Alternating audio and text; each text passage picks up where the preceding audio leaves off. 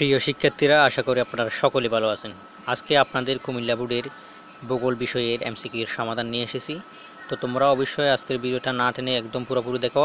আমি এখানে আপনাদের জন্য সবগুলোর এমসিকিউর সমাধান দিয়ে দিয়েছি। তো ভিডিওটা শুরু করার আগে একটা রিকোয়েস্ট, চ্যানেলে যদি নতুন হয়ে থাকেন অবশ্যই চ্যানেলটি সাবস্ক্রাইব করে আমাদের সাথে থাকেন।